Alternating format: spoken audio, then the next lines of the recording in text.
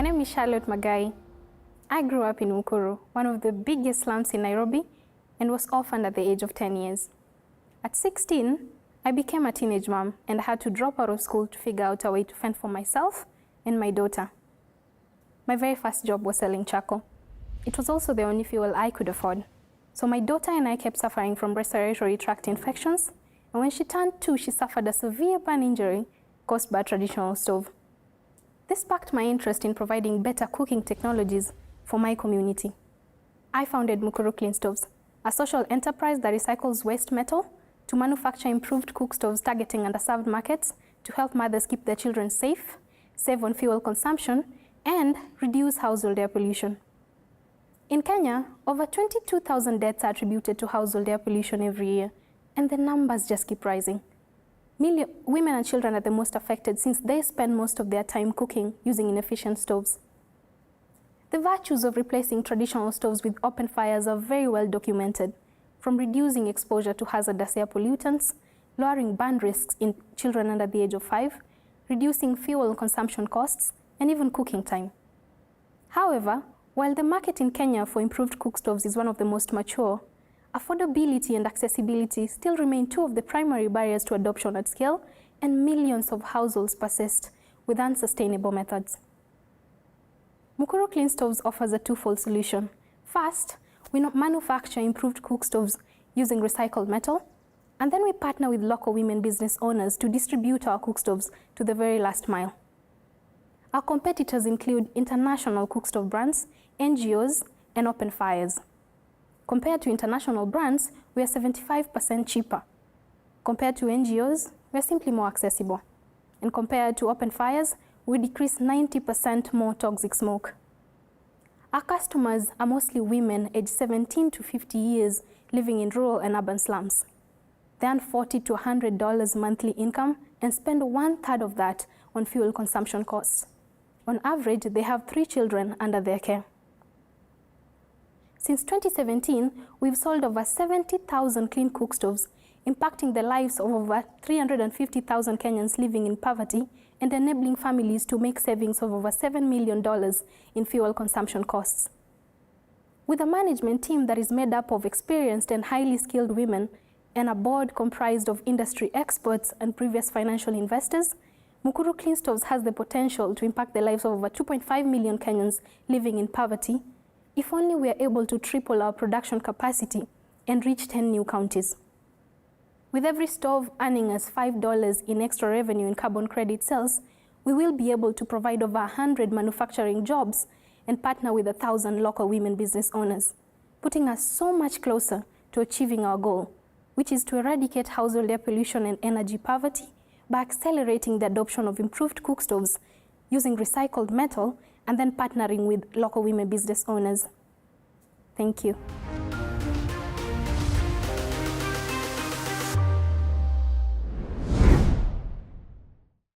Hi, I'm Eduardo Avila, Executive Director of Revolusolar, a nonprofit based in Rio with a mission to promote the sustainable development of low-income communities through solar energy. Brazil has a huge potential for renewable energy, but we depend on hydro, which has social and environmental impacts on local communities and biodiversity, and it is strongly dependent on the rain. And in a climate emergency situation, rainfall is more unpredictable, making Brazil live one of the most severe water and energy crises in history, as energy prices rose more than 150% in the last decade here. And low-income communities are the most impacted by this situation.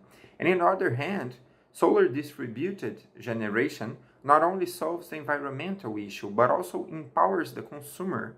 It's more accessible as well, as prices decreased 90% in the last decade, and it leads in job generation. Our solution, which we call the solar cycle, includes energy, job training, and education. We install single and community solar systems combined with energy efficiency in an energy as a service model with monthly accessible prices.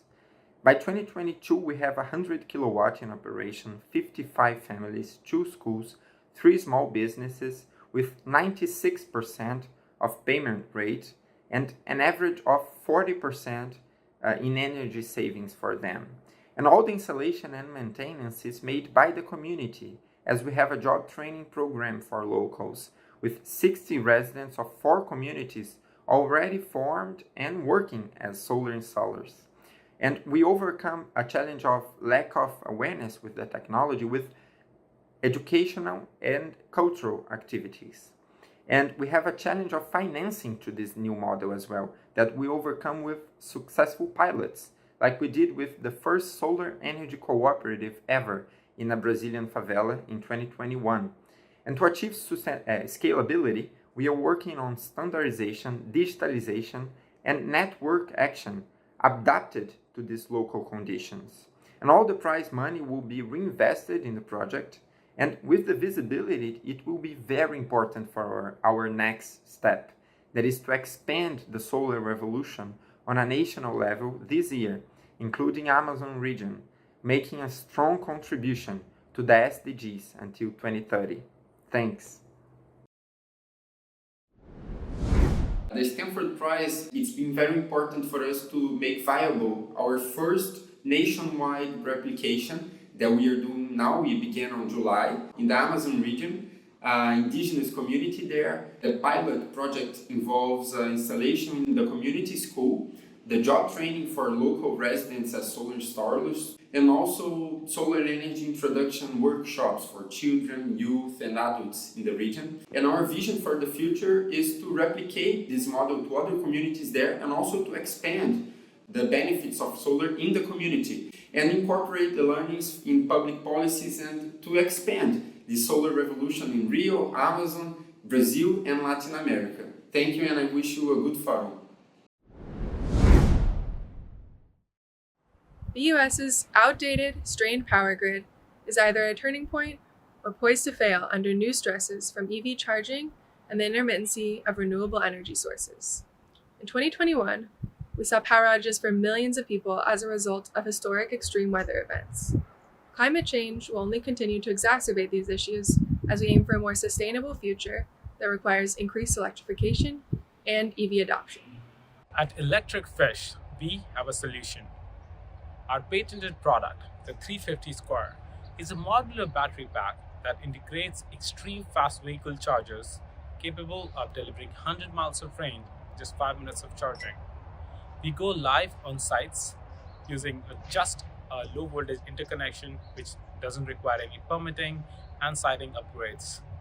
And when not charging EVs, we can provide backup power to the site or the grid itself through a bidirectional energy connection. Our battery integrated charging systems are able to store cheap, clean power supply from the grid, shifting this power over all hours of the day to cut carbon emissions and delivering valuable grid and utility services to local communities. With this, we fully utilize our chargers, even when there are no electric vehicles queued for charging. To ensure we've put these chargers in locations where we can provide the highest impact, we've developed a data intelligence tool called Community Resilience Score, or Core Score. It predicts ideal locations for our units based on traffic flow, EV adoption, community demographics, grid architecture, infrastructure gaps, likelihood of power outages, and climate vulnerability.